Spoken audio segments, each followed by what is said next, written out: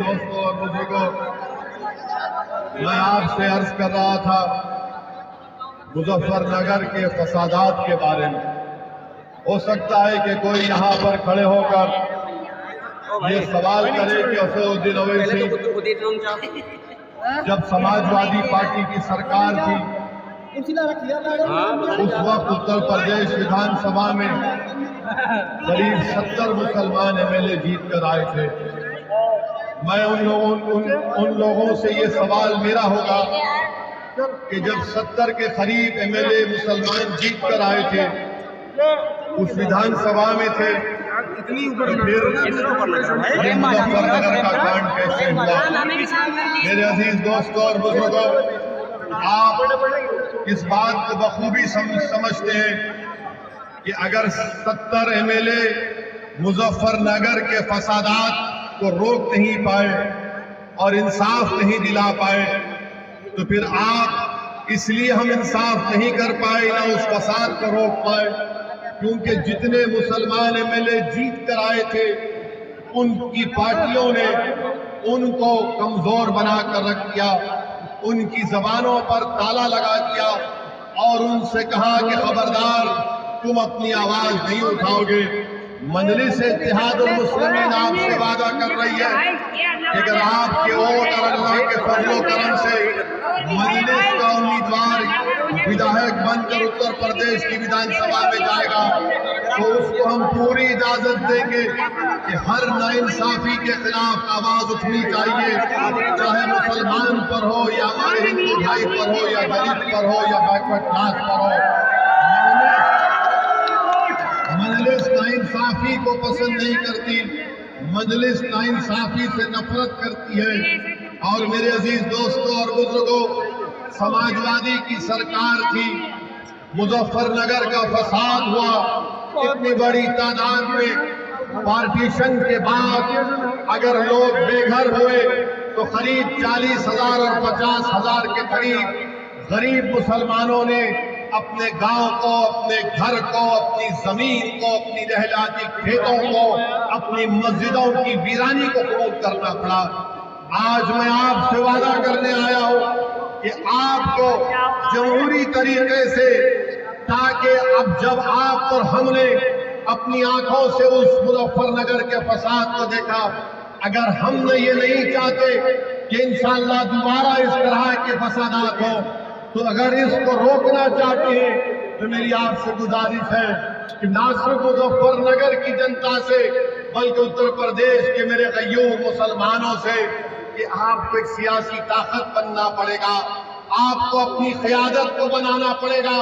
मुजफ्फरनगर के मेरे गयूर भाई और बहनों, मैं मुजफ्फरनगर के मेरे साथियों, जब तक आप समाजवादी पार्टी के लिए, कांग्रेस के लिए, बीएसपी के लिए, आरएलडी के लिए आप कब तक दरी बिछाते रहेंगे?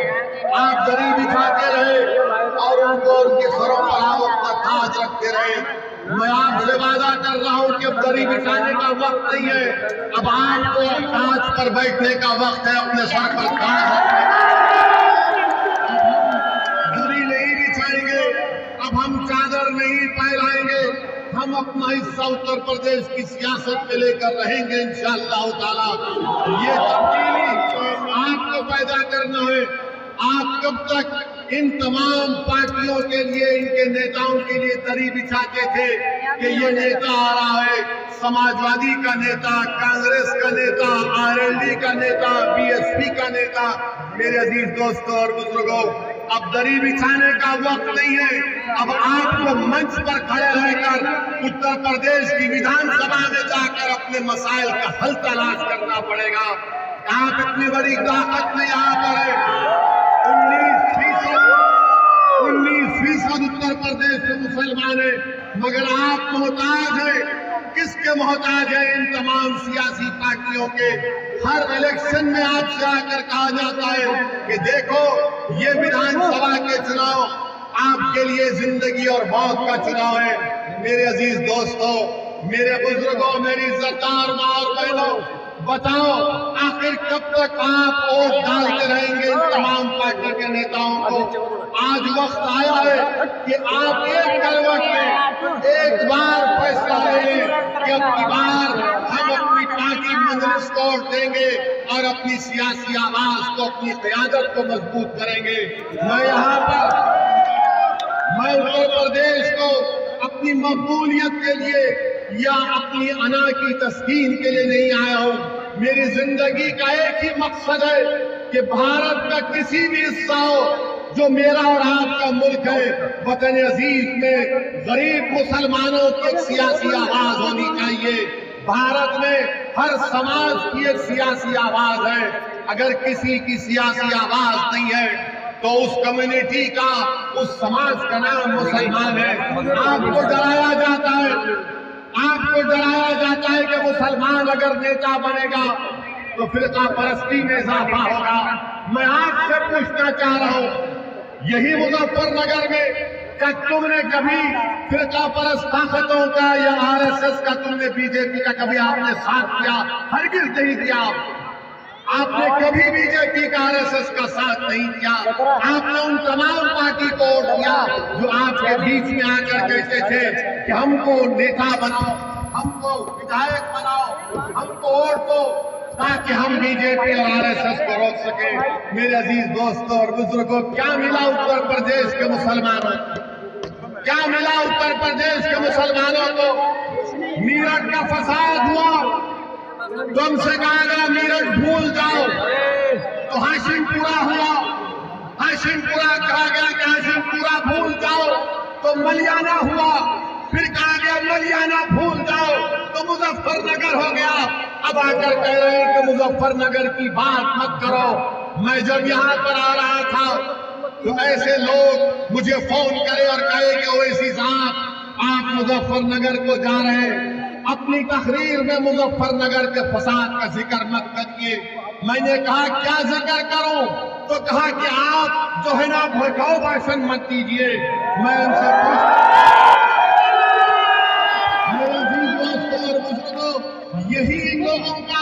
यही लोगों की सोच है जो गरीब मुसलमानों का सौदा करते हैं दिल्ली में बैठकर या लखनऊ में बैठकर। अरे नाइंसाफी का जिक्र करना चाहिए। मैं मुजफ्फरनगर का जिक्र, मैं मलियाना का जिक्र, हाशिमपुरा का जिक्र, मीरठ का फसादात का जिक्र वोट हासिल करने के लिए नहीं कह रहा हूं। मैं इसलिए कर रहा हूं कि नाइंसाफियों को नहीं भूलना चाहिए। जब आप नाइंसाफियों को भूल जाएंगे तो दोबारा नाइंसाफी होगी। जिस दिन आप नाइंसाफियों को याद रखेंगे कि आज जिसम पर यहाँ पर जख्म आया था, इस जख्म को याद रखना पड़ेगा। मैं जख्मों को खोलने के लिए आया हूं, मैं आपको याद दिलाने के लिए आया हूं कि नाइंसाफी किसने की और आपको क्या हासिल हुआ। मेरे अजीज दोस्तों और बुजुर्गों, आप ये भी जानते हैं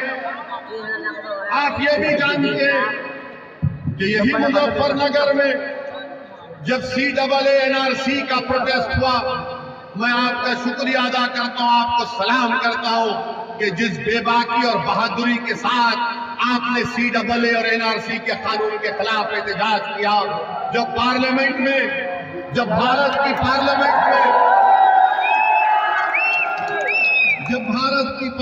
में CAA और NRC का कानून पार्लियामेंट में आया, मेरे अजीज दोस्तों और बुजुर्गों, कांग्रेस पार्टी भी है, समाजवादी भी है, BSP भी है, ममता बनर्जी की पार्टी भी है, सब पार्टियां हैं जो अपने आप को नाम निहाद सेकुलर कहती हैं।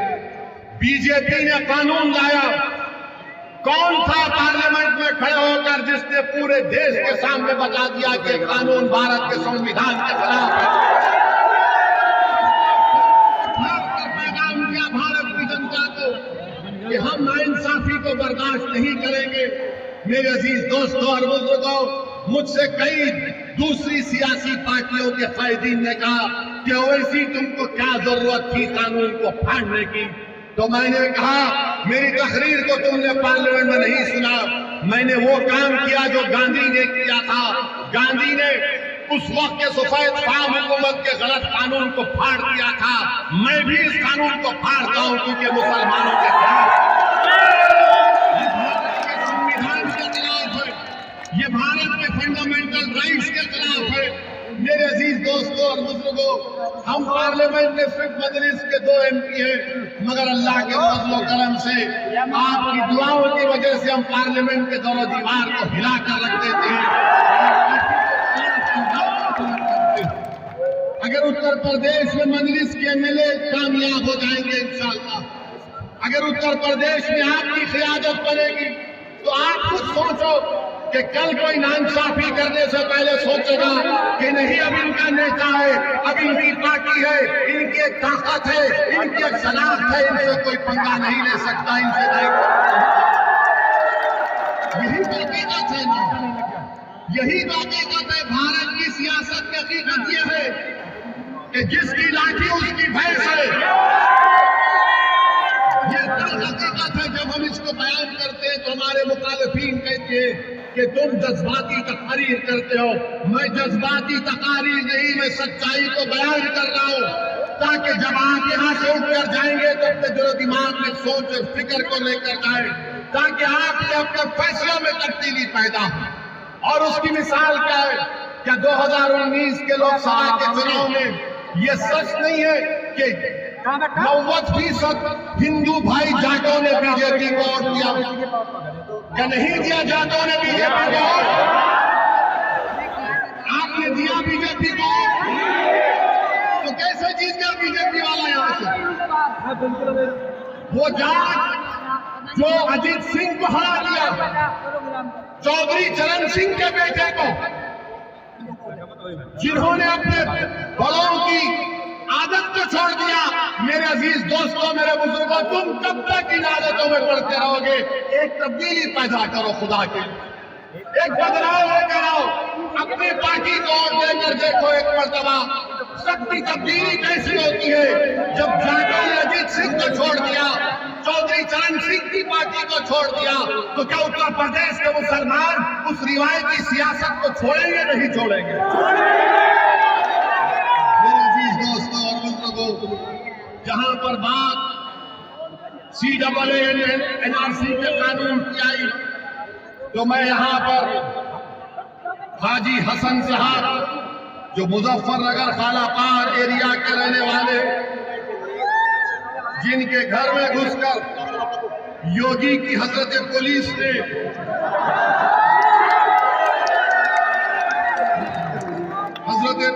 उनके घर में घुसकर उनके घर को लूटा, 5 लाख रुपये लूट लिए। वो 5 लाख जो हाजी हसन साहब अपनी पोती की शादी के लिए रखे थे, और फिर उसके बाद हम पे नारे लगाए गए कि पाकिस्तान या कब्रिस्तान। और तरफे तमाशा ये है कि उनके बेटे शाहिद को गिरफ्तार कर लिया, उनके बेटे को गिरफ्तार कर लिया। फिर एक 26 साल का नूर मोहम्मद, इसको गोली लगी, इसको मुजफ्फरनगर में दफनाने नहीं दिया गया, बल्कि कहा गया कि मीरठ में इसको दफनाओ। मेरे अजीज दोस्तों और बुजुर्गों, ये तमाम चीजें आपके सामने हैं। हम कब तक अपना खून बहाते रहेंगे? हम कब तक अपने ख्वाबों को चूरना-चूर करते रहेंगे? हम कब तक अपने दिल की ख्वाहिश को इन तमाम पार्टी के सियासी नेताओं के कदमों में लाकर अपने ख्वाबों को बिछा देंगे? याद रखो, आपके ख्वाब आप पूरा करेंगे, आपकी मंजिल आप तय करेंगे, आपके फैसले आप करेंगे, आपके वोट आपकी पार्टी को। हम कब तक समाजवादी हो, BSP हो, RLD हो, कांग्रेस से कहेंगे कि जाओ हम मुसलमान हैं, तुम हमारे मुकद्दर के फैसले करो? नहीं, तुम अपने मुकद्दर के फैसले कर सकते हो। अल्लाह ने तुमको ताकत दी है, अल्लाह ने तुमको उनसे ज्यादा समझ दी है, अल्लाह ने तुमको उनसे ज्यादा दूरंदेशी दी। सिर्फ आपको एतमाद की जरूरत है। और लोग कहेंगे कि ओवैसी आकर तुमसे कह रहा है कि खतरे मोल लो। अरे मैं तुमसे ये नहीं कह रहा हूं कि खतरे मोल लो, मैं तुमसे ये कह रहा हूं कि हमारी जिंदगी का फैसला और मौत का फैसला अल्लाह कर चुका है। हमको जिद्दोजहद करना है, हमको मेहनत करना है। आपके वोट की क्या अहमियत है बताइए? आपके वोट की अहमियत क्या है बताइए? आपने तो इन तमाम सेकुलर पार्टियों को वोट दिया, मगर बीजेपी जीतती जा रही। हम भी चाह रहे हैं कि इंशाअल्लाह ताला उत्तर प्रदेश में दोबारा योगी की सरकार ना बने,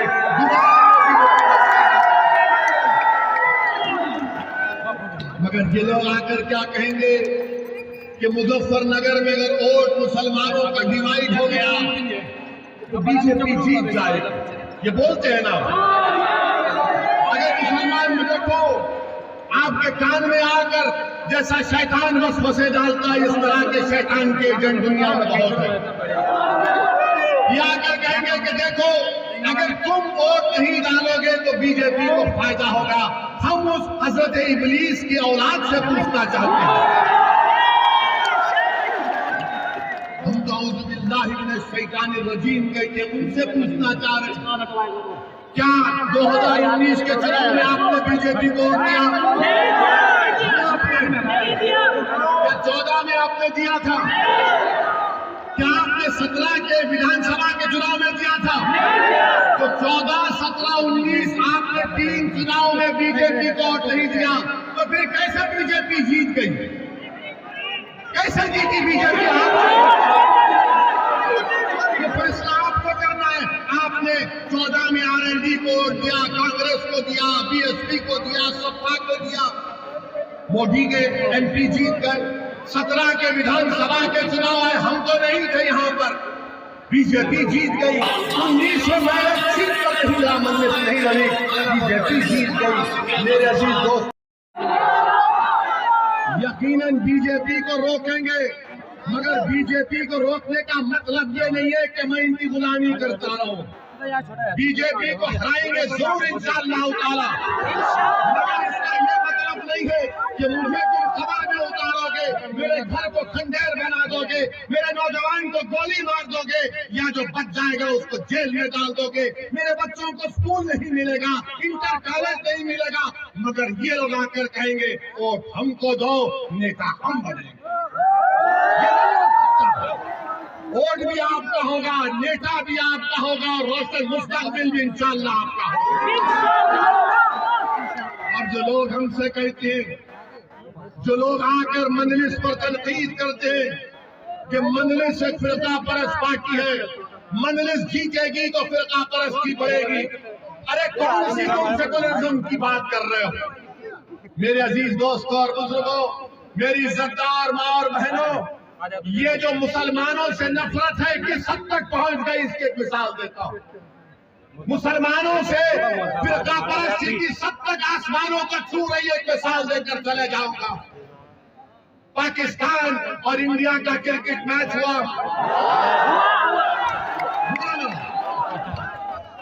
मैं तो ये कहा था मोदी जी से कि इस मैच मत खेलो आप। मैं तो कहा था कि मैच इसलिए मत खेलो क्योंकि पाकिस्तान से टेररिस्ट कश्मीर पे आके वहां के सिविलियन को गोली मार रहे, हमारे 10 सिपाहियों को मार रहे। मगर मैच हुआ, खेल है, 11 खिलाड़ी क्रिकेट मैच में खेलते हैं एक तरफ एक टीम में, बदकिस्मती से भारत हार गया। तो किस पर इल्जाम लगाया शिकस्त का? मोहम्मद शफी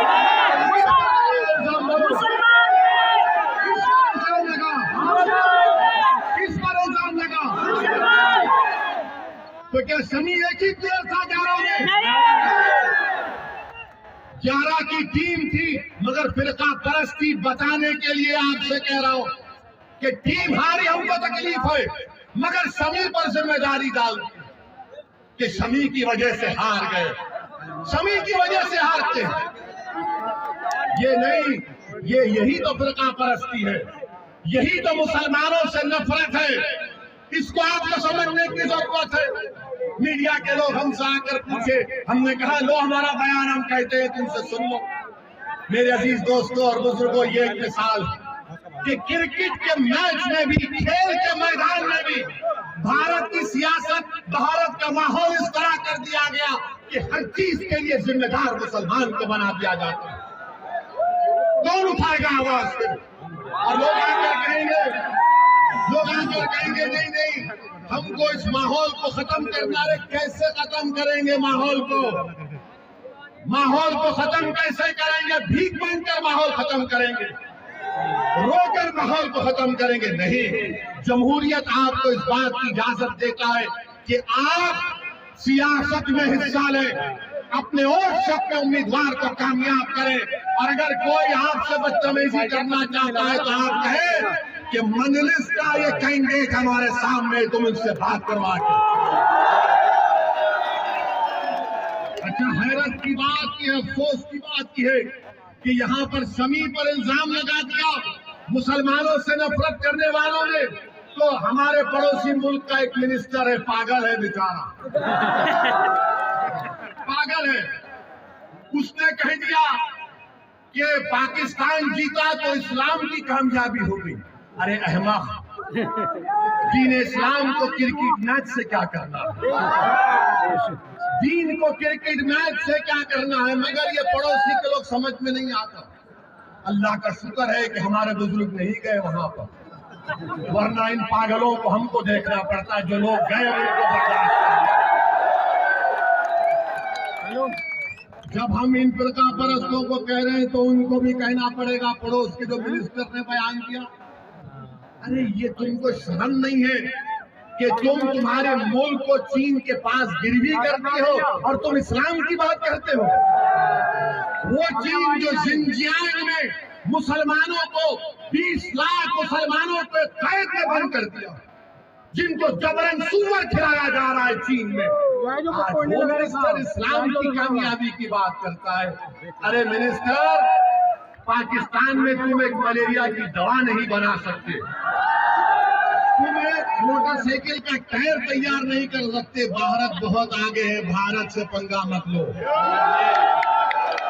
ये हमारा घर का मामला, हम घर में तय कर लेंगे। हमको पाकिस्तान से कभी मतलब था न कभी रहेगा इंशाअल्लाह। और हम ये हमारे शमी को गाली देने वालों से कहेंगे, प्यारे शमी के जैसा फादर फिर कभी नहीं मिलेगा,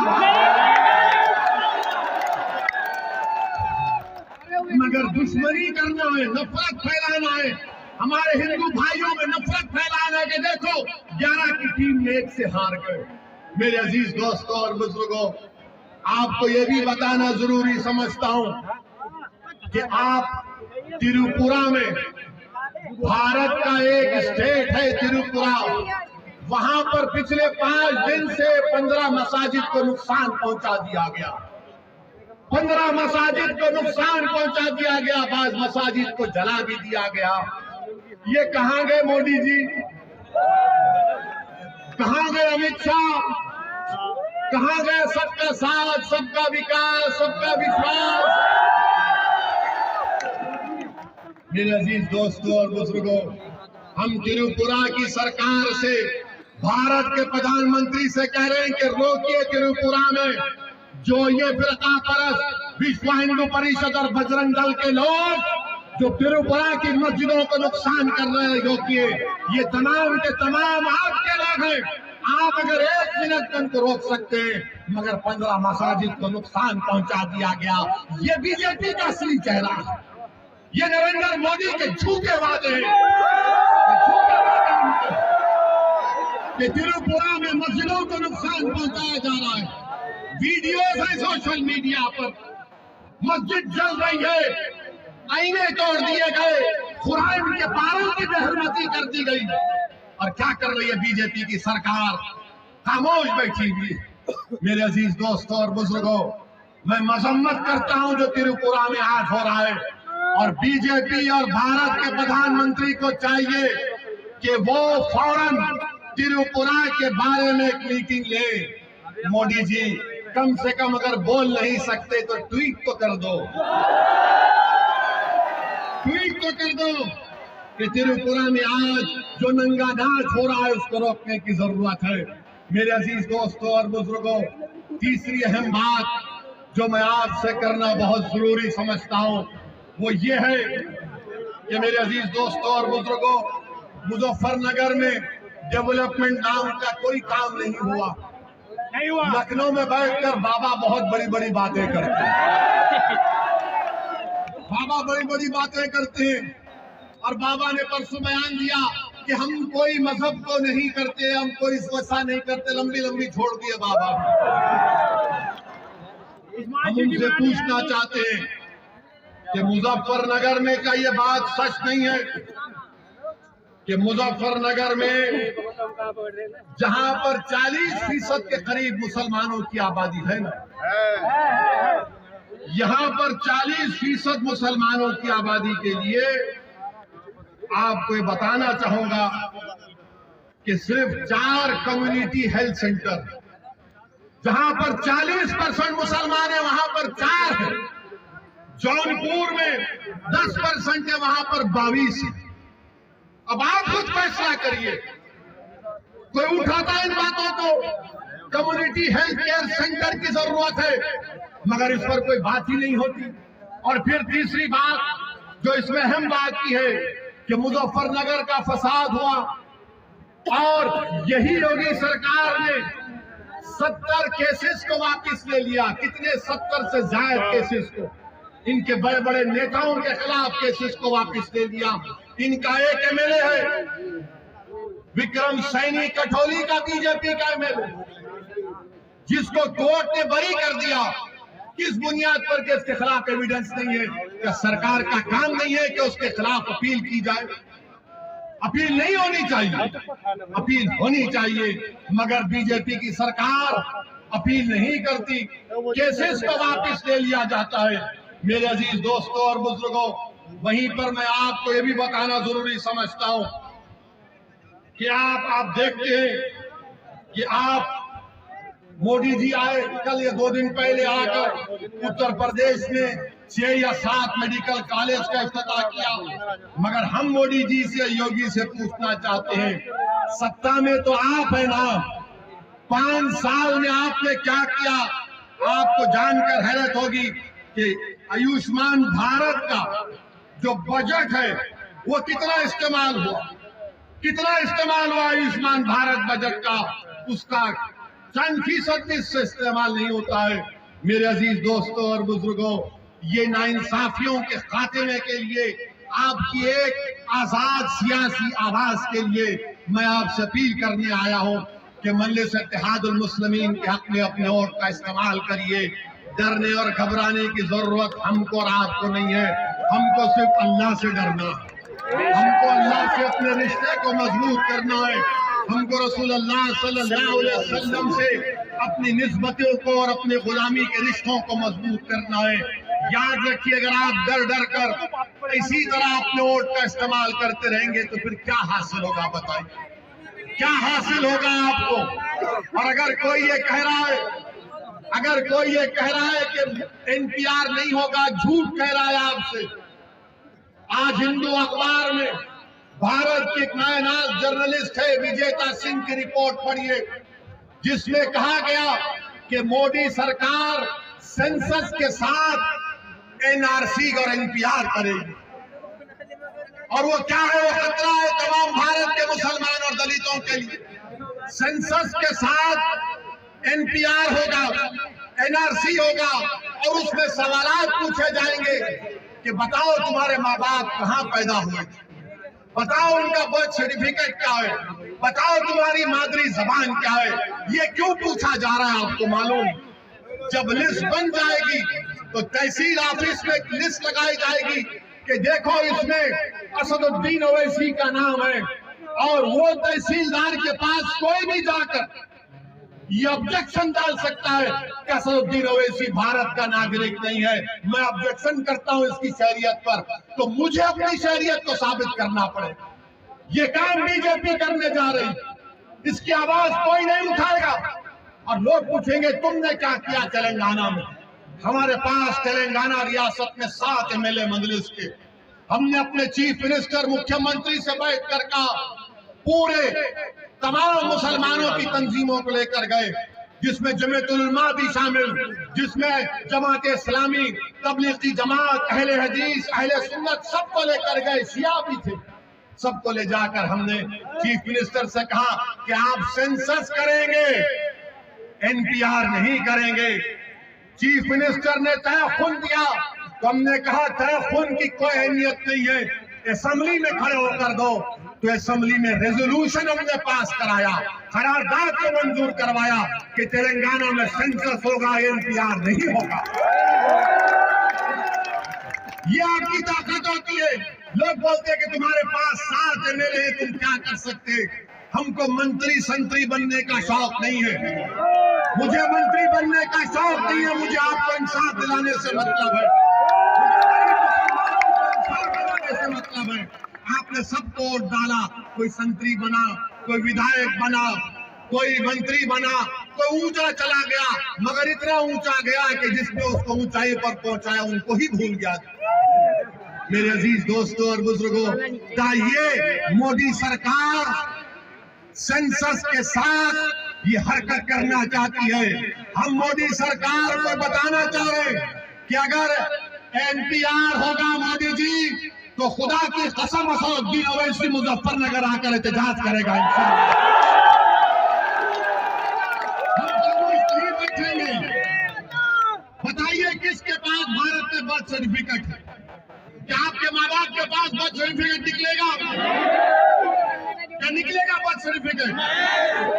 वो यूपी का बच्चा है जो इंदौर गया, इंदौर मध्य प्रदेश में गया, उसका नाम तस्लीम था, चूड़ियां बेच रहा था, तो उसको मारा गया कि तू कुछ और हरकत कर रहा है, तो उसको जेल में क्यों डाल दिया गया मालूम आपको? अब तक 3 हफ्ते से तस्लीम जेल में है, कोई गलती नहीं है, गलती सिर्फ उसके आधार कार्ड में एक नाम की गलती है, तो कहा गया तेरा आधार कार्ड झूठा है।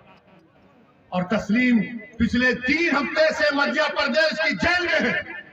मेरे अजीज दोस्तों और बुजुर्गों, याद रखो, ये आने वाले असेंबली के चुनाव हमारे लिए बहुत अहम है। अगर आप अपनी क़यादत को मजबूत करेंगे, अगर आप अपनी आवाज को मजबूत करेंगे, तो कोई लड़ने वाला होगा आपके लिए। आपने कभी इस नेता को चुना तो वो कभी बीएसपी में थे, कभी दाढ़ी थी तो दाढ़ी कटाकर सपा में चले गए।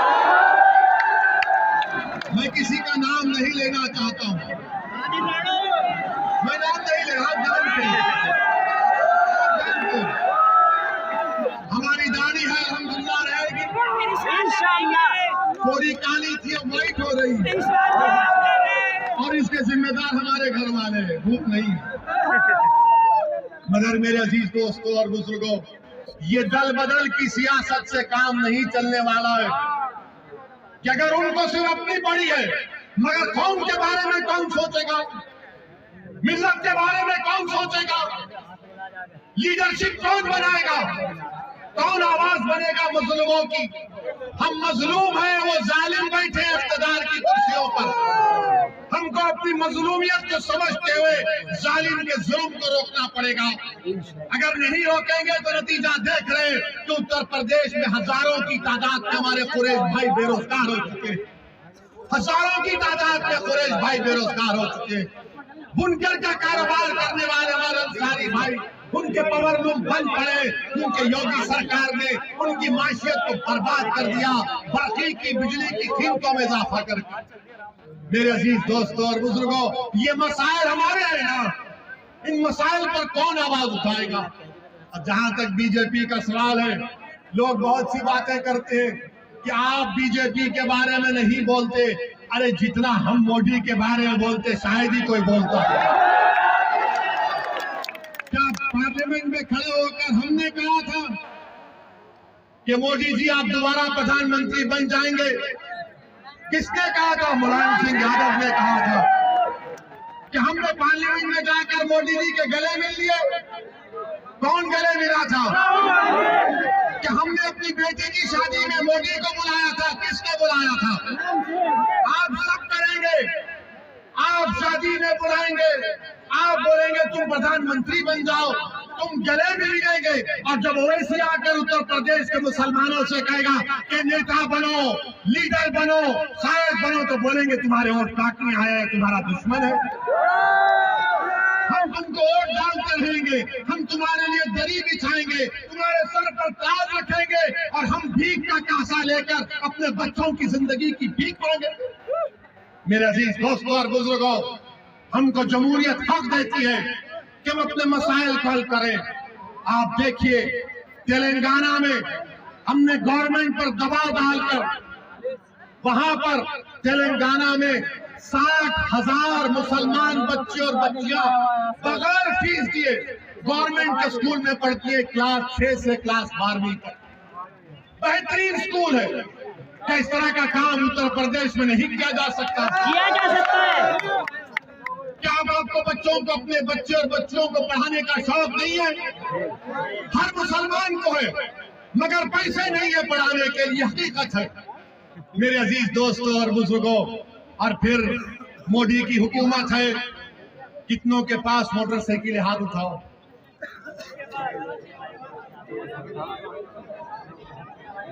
कितनों के पास पेट्रोल की गाड़ी है? आप जब पेट्रोल स्टेशन जाते तो 104, 107 रुपया पर लीटर दलाते हैं। और जब दलाते हैं, दलाकर आप पैसे देने जाते हैं, सामने पोस्टर पर मोदी जी नजर आते हैं। तो देश के इन मोटरसाइकिल चलाने वालों को पैगाम दे रहे हैं कि बेटा लो पेट्रोल और मैं तेरा खून चूस रहा हूं। 107 रुपये मोदी जी, क्या आपने कमाल कर दिया, वाह वाह। और फिर पेट्रोल 107, 104 रुपये में हो गया। तो यूपी का एक निराला मिनिस्टर है जो बोला कि पेट्रोल दलाता ही नहीं है कोई। अजीब आदमी है, अजीब आदमी है। अरे कह कि पेट्रोल दलाता ही नहीं है। अच्छा, एक और इनका बहुत अक्लमंद आदमी है जो कहा कि मोदी जी ने कोविड का वैक्सीन लगाया तो उसमें पैसे चले गए। मेरे भाई, आप थम्स अप हो सकते हो, वैसी थम्स अप नहीं। हम थोड़ा बहुत पढ़ना लिखना जानते हैं। भारत सरकार ने कोविड के वैक्सीनेशन के लिए 35,000 करोड़ रुपए मुख्तसस किए थे बजट में। तो पेट्रोल क्यों बढ़ाया जा रहा है? क्या मोदी जी आपको गरीबों से मोहब्बत नहीं है? आज पेट्रोल की कीमत बढ़ रही है, तरकारी की कीमतों में इजाफा हो चुका है। हमारी मां और बहनें, आप बताओ, तरकारी में इजाफा हुआ नहीं? कितनी कीमत बढ़ चुकी है तरकारी की, खाने को खाना नहीं है, हम कुछ भी नहीं खा सकते। गरीब भारत का भूखा मर रहा है, मगर मोदी जी और बीजेपी आरएसएस कह रही है कि गाय का गोश्त की बात करो, मॉब लिंचिंग की बात करो, भड़काओ, दुश्मनी पैदा करो, क्रिकेट मैच है कभी शमी को ब्लेम करो। और मेरे अजीज दोस्तों बुजुर्गों, हम पर इल्जाम लगता है कि हम ही जज्बाती तकारीर करते हैं, मगर आप अपने दिल पर हाथ रखकर बताइए, आप जानते हैं मौलाना कलीम सिद्दीकी को? जानते हैं मौलाना कलीम सिद्दीकी को? भाई ये सपा वाले क्यों नहीं बोलते उनके बारे में? क्यों नहीं बोलते समाजवादी वाले? बीएसपी क्यों नहीं बोलती? आरएलडी क्यों नहीं बोलती? कांग्रेस क्यों नहीं बोलती? इसलिए नहीं बोलते, जाकर पूछो उनसे, इनके नेताओं से पूछो, बोलो ना मौलाना कलीम सिद्दीकी के बारे में। तो कहेंगे अगर कलीम सिद्दीकी के बारे में बोला जाएगा तो योगी और मोदी नाराज हो जाएंगे, हमको हिंदू भाइयों का वोट नहीं मिलेगा। मौलाना कलीम सिद्दीकी को झूठे केस में गिरफ्तार किया गया। मौलाना कलीम सिद्दीकी और उनके साथियों पर जुल्म किया जा रहा है, और इसके खिलाफ अगर किसी ने आवाज उठाई तो मजलिस इत्तेहादुल मुस्लिमीन ने आवाज उठाई। मेरे अजीज दोस्तों और बुजुर्गों, आज आप देखिए कि हर चीज में आपके सामने खुलकर बयान कर रहा हूं, ताकि आप एक पैगाम लेकर यहां से उठे, ताकि आप आने वाले विधानसभा में मजलिस के अपने अपने वोट का इस्तेमाल करें। मैं फिर से आपसे अपील कर रहा हूं कि 2014 में, 2017 में, 2019 में आपने नाम निहाद सेकुलर पार्टियों को वोट दिया, मगर ये बीजेपी को रोकने से नाकाम साबित हुए। मेरे बुजुर्गों, मेरी इज्जतदार मां और बहनों, मेरे कौम और मिल्लत के गयूर नौजवानों, इस बार एक मर्तबा मजलिस के हक में अपने वोट का इस्तेमाल करो, मजलिस का साथ दो।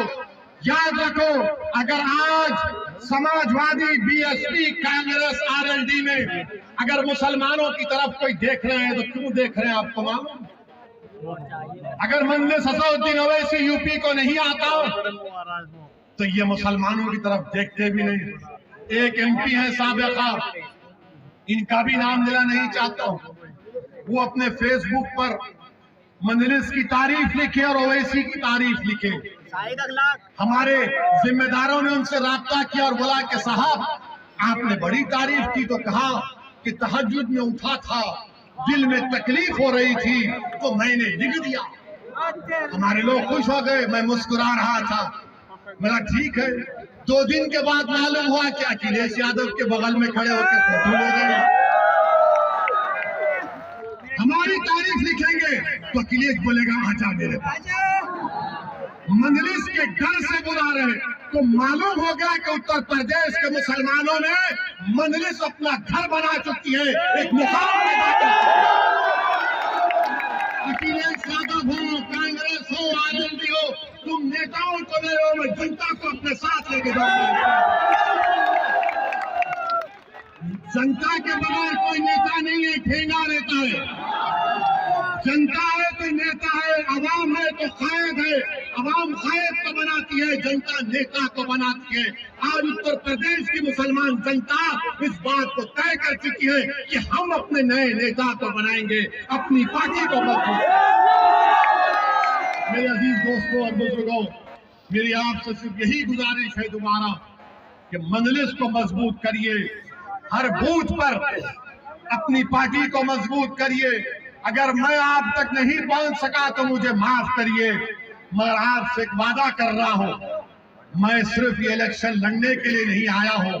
मैं मुजफ्फरनगर के गयूर मुसलमानों के दरमियान में खड़े होकर, जिन्होंने 8 साल पहले जिन पर मसाइब और मुश्किलात के तूफानों से गुजरना पड़ा, जिनको खाक और खून के दरियाओं से गुजरना पड़ा, मैं आपके दरमियान में खड़े होकर इस बात का आपको वादा कर रहा हूं, इलेक्शन जितने मेरी जिंदगी में आएंगे मैं आता रहूंगा उत्तर प्रदेश को इंशाअल्लाह।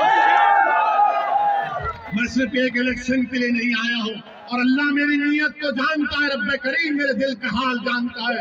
मेरी दिल की ख्वाहिश यही है कि अल्लाह मुझे जब तक जिंदा रखेगा, मैं उस वक्त को कीमती समझकर भारत की जमहूरियत को मजबूत करना है। और कैसे भारत की जमहूरियत मजबूत होगी? जब मुसलमान अपना नेता बनाएगा, जब मुसलमान अपनी पार्टी को मजबूत बनाएगा, तब जमहूरियत मजबूत होगी। अब जमहूरियत मजबूत नहीं है, अब जमहूरियत मजबूत नहीं है। हम तो उन लोगों को कामयाब करते हैं जो अपने जाती मफाद के लिए आप लोगों का सौदा कर लेते हैं। मेरे अजीज दोस्तों और बुजुर्गों, मजलिस इत्तेहादुल मुस्लिमीन आपकी जमात है, आपकी आवाज है, इसको मजबूत करिए। इंशाअल्लाह ताला दोबारा आऊंगा, आपसे फिर मुलाकात होगी। अस्सलाम वालेकुम व रहमतुल्लाहि व बरकातहू।